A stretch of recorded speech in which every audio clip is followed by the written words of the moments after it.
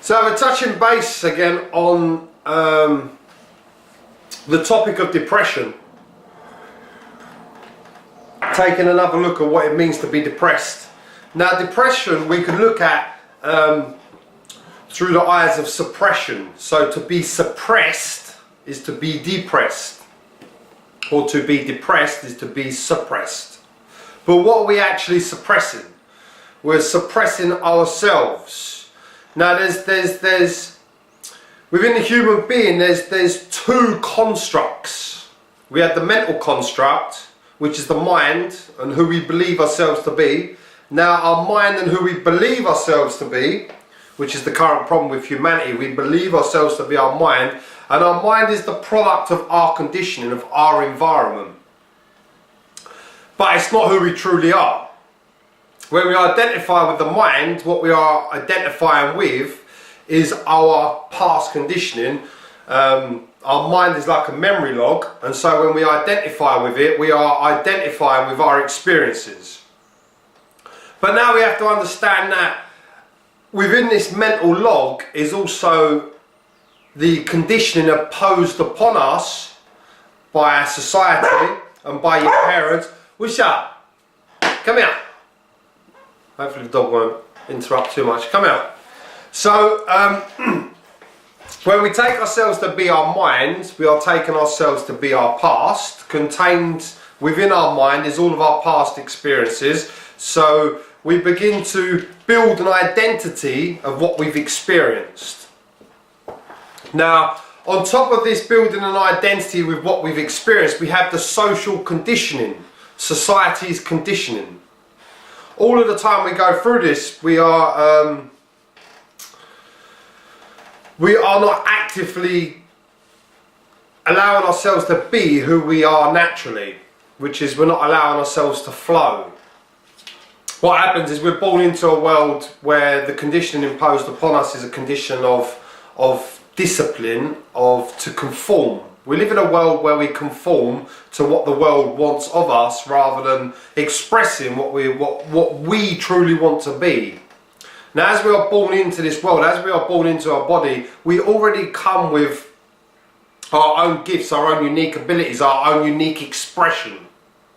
But then we're born into a world where we are taught from children to be and act like something, to be and act like somebody. Then we get into the schooling system, and the whole schooling system is nothing more than years and years and years of listening to become someone, to become something. You need to get these grades to be someone. You need to get education. You need to conform, which is to sit and listen, to be suppressed, because you need to fit in, you need to be something. When you leave school, you need the grades so you can have the life that society has laid out for you, which is to have a good job and have good things, to have a family, to have a home, to have a few nice holidays. So what the whole system, from the moment you are born into a system of conditioning. Starts with your parents when they condition you not to be upset, not to be with your feelings. As parents, we try to control our children to make them out to how we want them to be. There's no true room for self-expression. So by the time we get out of the schooling system, we've spent from birth up until the point of leaving school in a whole system of conditioning. And then by the time we get into our adulthood, we don't truly know who we are anymore. We're so self-suppressed and conforming that our mind is now the product of the social system. And then what we begin to do, this is where it gets real crazy, because through our conditioning, through our social conditioning, through the conditioning that we've been through, we then search through this conditioning out in the world to make us feel happy. So we look for things to make us feel happy. We look to people to make us feel happy. We look to the job, where everything that you are seeking to be happy. No matter what you do, you are seeking to be happy. Now if you look at what I'm saying, you will see the truth of it. Everything you do, you seek through your conditioning externally to feel good. To feel to feel good about yourself. You see, the conditioning teaches you that you have to be looking outside of yourself. It takes you away from yourself and puts your happiness outside of yourself. This is why we are a world of consumers. Look at what we do. We consume on a daily basis. If you look at all the adverts, when you begin to awaken, you begin to see what the human condition is. If you look at all the adverts, what do the adverts do? They sell you stuff, but how do they sell you it? They sell you it by manipulating your feelings. This will make you feel good. If you want joy, this is what you need. And so the human beings as a mad race, because we are mad people. We are living, at the moment, we are living in darkness to the truth of who we are. And so as a race, we are mad. And what we're doing is we're trying to gather all this stuff up. We're trying to make ourselves feel good. We're trying to add to ourselves. But what do you think you're truly trying to seek in the world? You're trying to seek joy, but what are you trying to seek joy of? Have you noticed that no matter what you get, it's never long lasting, and then you're on to the next thing? You can have the whole world and you will still not be happy, because what you truly seek is self-expression. You seek to be yourself.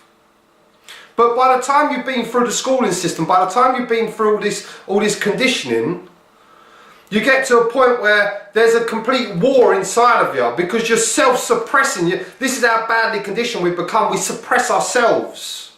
What will other people say? How will other people look at me? How will people think of me? How are people going to perceive me? What's the world going to say about me? And we're looking outside to find... we judge other people and we judge the world because we judge ourselves, because we're unable to fully express ourselves. What you truly seek is the joy of your being, the joy of who you truly are, your natural state. But you've put on top of it so much conditioning and social structure that you can't actually, there's a war, there's a part of you that wants to express yourself, and then there's a part of you that suppresses yourself. The part that suppresses is the part that you've adopted as you've gone through life, the conditioning. And then we point at each other and we condition each other because we're conditioning ourselves. So what you are truly and utterly seeking outside of the world is for yourself to be free. Is for yourself to stop suppressing yourself and to stop conforming, and to allow yourself to be completely and utterly whole. Now, if you begin to pay attention at how suppressed you are, how you're not able to allow yourself to fully express yourself, to fully express what feels natural and true, as soon as you become aware, you start to realise that you are continuously suppressing yourself. You are always suppressed, and you're doing it to yourself.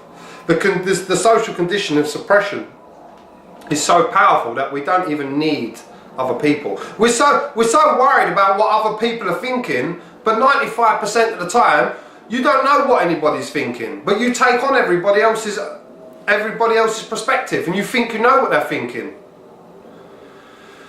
What happens, the conditioning becomes so embedded in us that we suppress ourselves. We don't even need anybody to suppress us. We do it to ourselves. And that's the conditioning that causes the suppression. It's the conditioning that you adapt and take to be yourself, and that causes self-suppression, and through that self-suppression comes depression. You become depressed. What is depressed? You are. Your natural being, the naturalness of who you are, is completely and utterly suppressed. It doesn't flow. It doesn't express itself. So what's the way out of depression? Self-expression. But how many of you guys can do that out there? How many of you guys can truly self-express? To self-express is to be one with yourself. To be completely whole. To be undivided. But first you have to remove the conditioning. You have to remove social conditioning. You have to remove what you've been taught.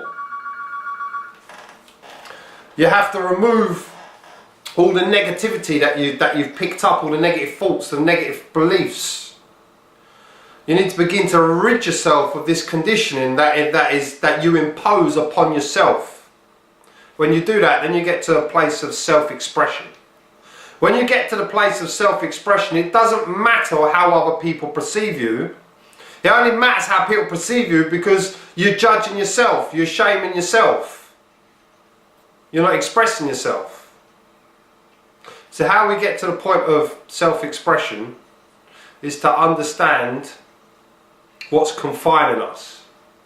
And what's confining us is the negative thoughts, the negative beliefs, and putting yourself out there to be judged by others. And the only reason you allow yourself to be judged by others is because you judge yourself because you're not happy with who you are. The reason you're not happy with who you are is because you self-suppress yourself, and your suppression comes from society's social conditioning. Get rid of the conditioning, be expressive, love yourself. To the next one, booze.